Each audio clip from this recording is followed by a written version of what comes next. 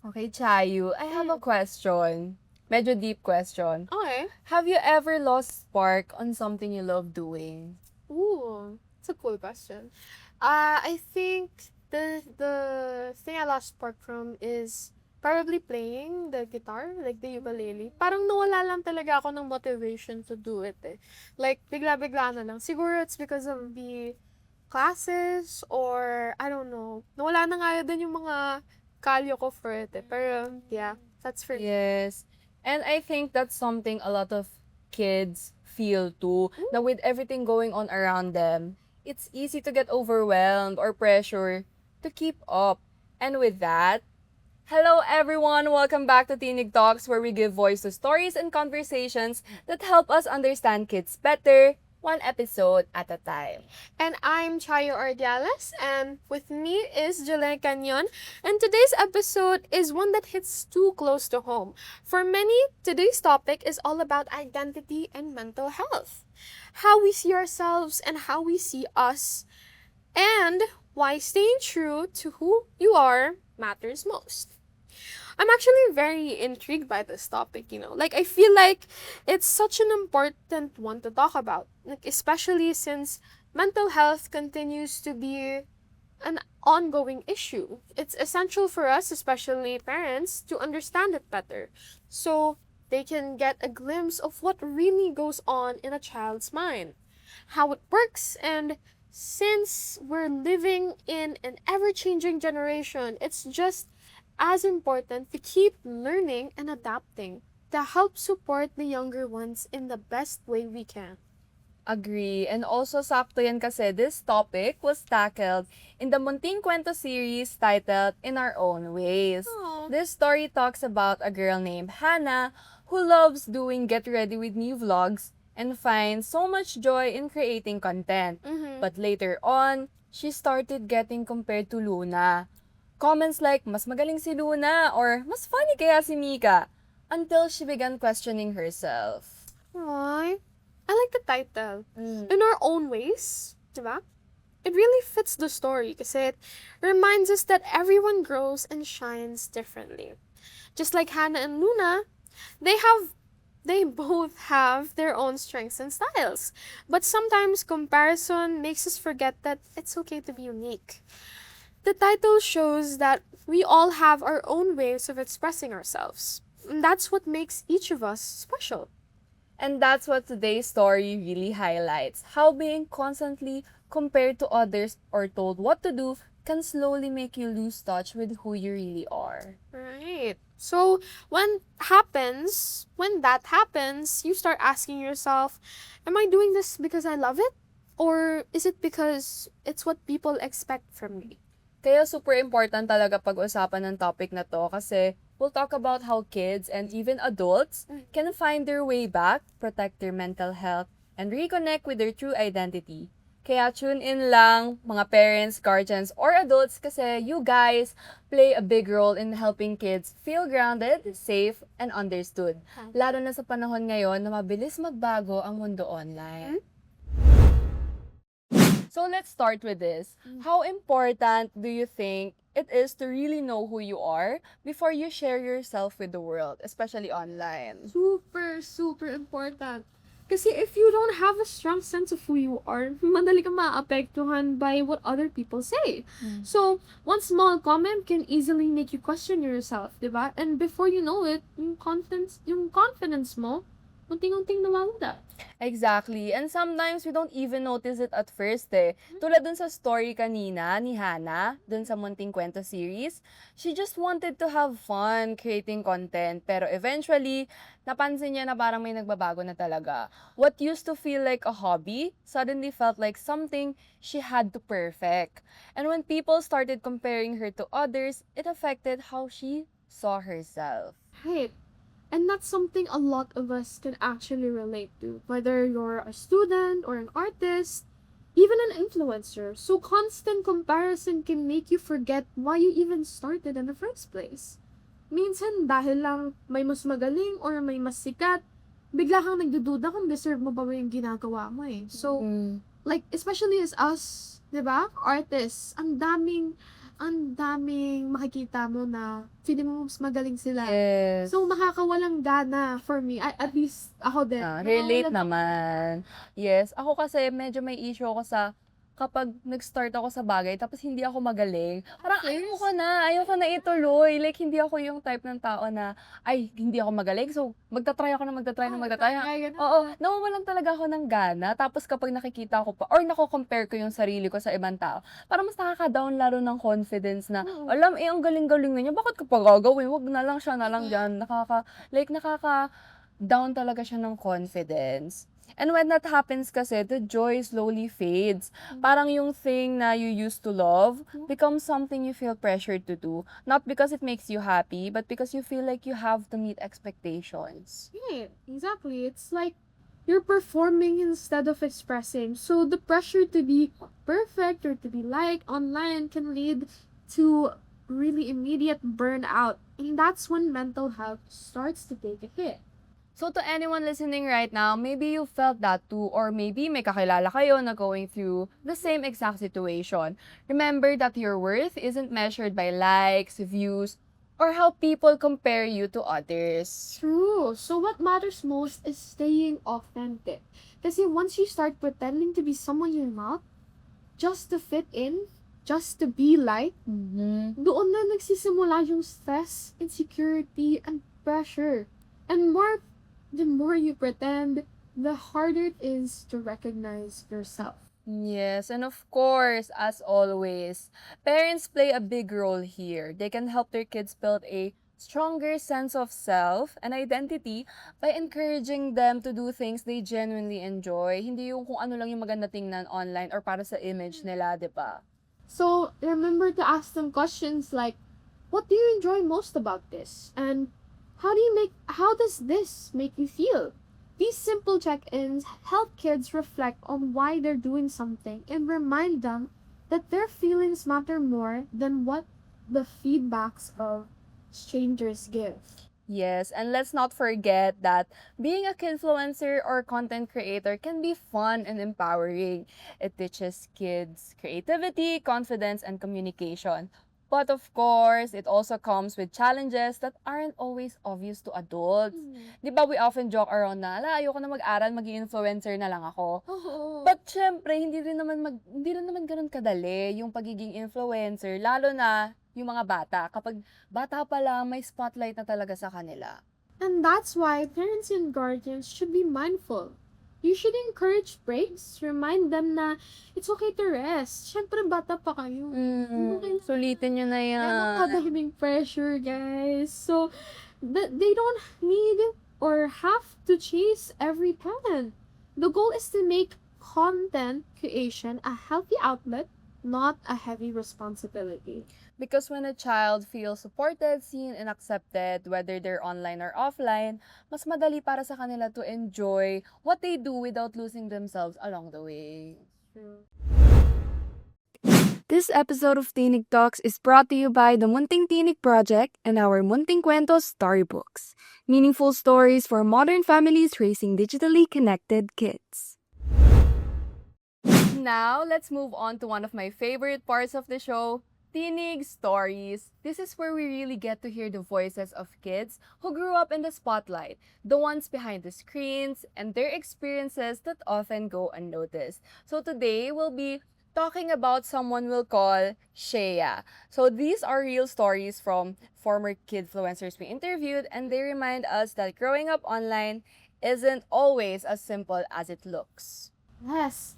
Shaya started creating content at a very young age, so around like 2018. She didn't start for fame or attention. It was really about exploring her creativity, sharing her thoughts, and just having fun online. At first, she wasn't after fame or views. She just loved vlogging and doing DIYs and sharing bits of her everyday life online. Sabi nga niya, it all began as something fun and creative. And things really changed for her in 2020 when she officially became a TikTok influencer. Biglang dumarami na yung audience niya and more young people connected with her. More people recognized her, and she started receiving attention she never expected. It's that moment where the online world stops being just a hobby and starts feeling like a responsibility, even for someone so young. But along with the fun parts came the pressure na pala. According to her, I feel a little embarrassed when I look back at my old videos. Even the way I spoke was different. But it also makes me smile because it reminds me where I started. That's very important. I love that she said that kasi it really shows growth. Na, okay, aware siya na, yun nga, nakikringe siya before or nahihiya siya sa mga content niya before. But it's also a recognition of her progress. Like, di ba tayo din naman, kapag nakikita natin yung mga old pictures natin, nagkikringe tayo. Like, Hindi talagang hahanapin yung mga old yes. ko. But that means na we're growing din. Course. Pero Shea also mentioned that becoming known online made her very conscious of how she presented herself. She said, I became super conscious, especially knowing that people might recognize me. Sometimes it's fun, but other times it makes me second guess what I share. There's always pressure to act a certain way. I got anxious because I felt like I was being judged constantly. Sometimes I felt like I was playing a character. And that's something Hannah from In Our Own Way story also went through. Yung feeling na people are watching, judging, just comparing. For Shaya, it even created anxiety, right? It's a side of content creation that a lot of people don't really talk about. The mental load of being on all the time. Even at an age when kids should be just exploring, learning, di ba? Yes, that really hits hard, no? Kasi, especially for someone so young, and there were times na si Shea, she prioritized audience reactions over her own feelings. She said na sometimes, nagjo-join na lang siya ng trends kahit hindi naman niya na-enjoy just to get the likes and validation. And for a kid ha, that's a lot of pressure already to carry kasi dapat they shouldn't be thinking about those things pa. Wow. It's really, really difficult. Kasi, yung online hate pa, like, they go through a lot of fake news, tapos, hate comments, yung mga rumors, lahat yan, she experienced. She said some people even spread lies about her online. Sabi nga ni Shea, seeing lies online is frustrating and scary. Sometimes, people believe them. But I think what I love about Shea is kasi shinare niya how she was guided by her parents. Wow. This is a big reminder that support matters more than controlling what kids do. She said, my parents have been super understanding and they help me take breaks when I need them. They sometimes remind me to rest or pace myself when they see I'm taking on too much. Having that kind of support really helps. They always remind me that rest is okay and that I'm doing great. They remind me that the internet doesn't define who I am and that I'm more than my follower count or comment section. Talking to them helps me stay grounded. Love that so much. That's really the heart of the story. Parents, guardians, and even mentors don't have to shield kids from everything. But being present, asking the right questions, and helping them pause is so powerful. It reminds us that identity can be shaped and shaken by online pressure. So, with support and self awareness, kids can learn to stay grounded. And Shea's story shows that even with fame, a child still needs space to grow, rest, and just be themselves, not a character for the internet. Tayo nga na, alam mo, hindi naman tayo influencers and hindi na rin tayo bata. Kailangan din natin ng rest. So, paano pa sila, di ba? And it's a lesson for all of us, whether we're online creators or simply navigating social spaces. The digital world is only part of who we are. Real life, real support, and self-awareness matter even more. Aw, exactly.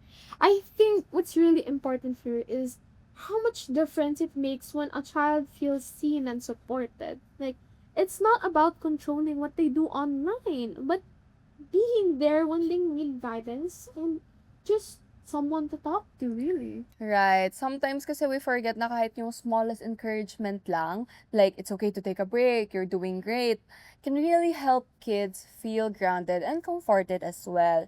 It shows them that their value isn't tied to performance or popularity. Ooh. Yeah, actually, honestly, the stories like Shea, they really make me reflect then.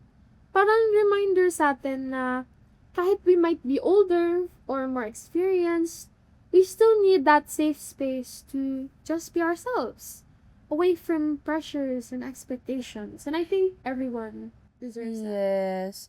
And for parents, guardians, or even friends listening, supporting kids in their online journeys doesn't mean doing everything for them. Hindi naman kailangan sinuspoon feed, di ba? But it just means noticing when they need rest, asking how they feel, and letting them know they're enough as they are. Totally, di ba? And I think that's the biggest takeaway. Like, it's okay to grow, to make mistakes, and to pause. The online world will always be there. But your identity, your mental health, and your happiness, it comes first.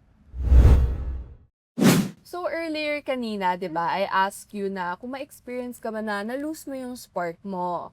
And you mentioned yes. So, I'm just curious if once na-lose mo yung spark na yon, may ginagawa ka ba about it to, ano mo yon, try to gain it back? Ooh.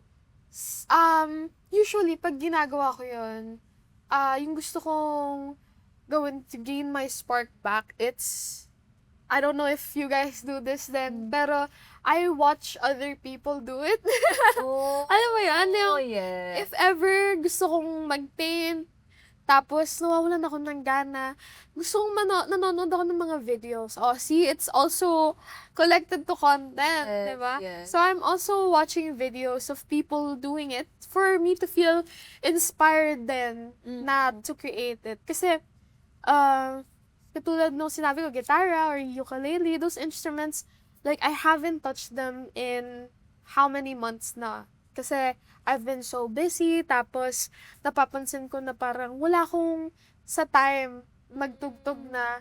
And, pag nakakakita ako ng mga songs or like ballads na may mga people na nagpo-post online, mga content nila na nagko-cover sila sa gitara, parang nainganyo akong gumawa din ng mga ganon. So, Yes. I feel like the best one is to watch content to help you feel inspired then. So, balik ko sa'yo, meron ka bang mga things na nawala sa'yo, nawala yung spark mo, tapos nabalik mo? Yes, kasi ako, personally, hindi naman madali. Oo. It often happens na yung parang nawawala yung spark ko. Di ba? Kasi parang may tendency talaga ako as a person na if lagi siya yung ginagawa ko, like paulit-ulit lang, like parang routine na rather than enjoyment, talagang nawawala yung spark ko for it. At ako, based sa experience ko, hindi ko napipilit na para bumalik yung spark ko. Hindi ko pwede na like, para bumalik yung spark ko, gagawin ko lang siya ng gagawin. Oo. Kailangan ko talaga ng break. Yes, kailangan ko ng pause. Kailangan ko muna i-process na like, okay, medyo nagsasawa na ako, na-overwhelm na ako sa ginagawa ko. Kailangan ko muna ng breather ba? Like, maghahanap ako ng other outlets, distraction. And also din kasi, ako personally, napansin ko na, kaya naglulose ako ng spark on some things is because, like, yung overall well-being ko is hindi rin ako okay. Like, pagod ako sa akal, sobrang busy, di ba? So, parang inevitable na mawawala yung spark mo sa something kasi wala ka nang time to do it. So, para sa akin, yung pinaka-effective way talaga na ma-regain mo yung spark mo is to take care of yourself. Siyempre, bigyan mo ng time yung sarili mo to process, to rest, and then once you're okay, you can go back to doing things na you love. Okay, pero kung mariregain man natin yung spark, paano ba natin ma-maintain to? Oh, medyo mahirap siya kasi yun talaga yung mahirap, yung pag-maintain. Pero talaga ang important dyan is balancing. Siyempre, hindi naman porket, okay, you love what you're doing, hindi naman porket gusto mo siyang gawin, yun lang yung ginagawa mo palagi. Kasi kaya ka talaga mababurnout kasi kahit gaano mo ka gusto or gaano mo ka mahal yung ginagawa mo. If it gets too much, if it gets overwhelming, talagang mapaburn out ka talaga. So, it's important to, alam mo yon, self-check na din na, wait lang, parang, ang tagal ko na, ito lang yung ginagawa ko. Parang content ng content. Wala na ako ibang ginagawa, hindi na ako nakikipag-meet sa friends ko. Diba? Hindi na ako, alam mo yon, lumalabas, nasa bahay na lang ako lagi. Kaya it's important na, ayun nga, balance din talaga. Right? Kaya, Diba? alam mo, medyo skeptical nga ako dun sa saying na, alam mo yung, if you truly love what you're doing, you'll never work a day in your life. So, skeptical ako dun kasi, for me, I also really love graphic design kasi as MMA students, I feel like graphic design would be my top passion. Yes. Pero, to think about having to do that over and over again for my work, parang nakakawala talaga ng gana. Yes. Honestly. Yes, sobrang relation. Kasi, iba yung pag vino mo lang siya as hobby. Yes. Tapos kapag naging work na siya, na requirement na, parang napipilitan ka na. Like same with this Oo. kidfluencers, diba, na nag-start sila for fun lang, ganito. Pero nung kumikita na sila, parang naging responsibility na siya. Hindi na siya like outlet for fun. Naging work na talaga siya. So, before we close today's episode, we want to leave parents with a few grounded, practical reminders, like small things you can do consistently to support your child's self and emotional well-being. So, first, guys, make regular and even weekly check-ins a habit. These don't have to feel like interviews. Minsan, it's as simple as sitting beside them while they're drawing or talking during a car ride, asking gentle questions like, how's your week? Or, may nangyari ba? Or, may iniisip ka ba? Stress ka na ba? It creates a rhythm of connection so kids get used to sharing without feeling pressured. And along with that, reassure them that you're always available. Kids open up more when they feel they have a parent who's emotionally present, someone they can approach anytime, even at the most random moments. You don't have to force conversations. Sometimes it's enough to consistently show that if you need me, I'm here. Aww. During those moments, practice really listening, right? Kasi, hindi lang yung tatanungin mo lang siya. Try to understand them. Let them finish their thoughts. Let them express themselves fully. Avoid interrupting, lecturing, or talking over their story. Kasi it's their time. It's their time to share. Kids shut down when they feel judged or corrected too quickly. Just being there, quiet, patient, and attentive can mean so much more than giving the perfect piece of advice. And lastly, as we always say, remind them to take breaks. Kids are growing up in a world where everything moves fast, like school, Yes. social media, expectations. So they need to hear from the adults in their lives that rest is not a reward, it's a necessity. Right. Encourage them to pause, unplug, breathe, and enjoy slow moments. Those little breaks kasi help them reset, protect their mental health, and remind them that their worth isn't based on their productivity. Yes. Now, at the end of the day, these small habits build a foundation of trust, safety, and emotional clarity. And that foundation helps kids understand themselves better, both online and offline. So to everyone listening, whether you're a parent, teacher, tita, tito, kuya, or ate, remember this. Kids are still discovering who they are. And in a world full of comparisons, our support can be the voice that keeps them grounded. Let's remind them that they don't have to be perfect. They don't have to compete. They don't have to perform. What matters most is staying true to themselves. And with that, we'd love to hear from you. How do you support the kids around you in building confidence and identity? You can share your thoughts with us on our social media platforms. And don't miss our next episode of Tinig Talks, where we'll unpack another meaningful topic, specifically about safety and legal boundaries, to help us understand today's generation even better. This has been Tinig Talks, where every voice matters. And every story finds its time to shine. See you next episode!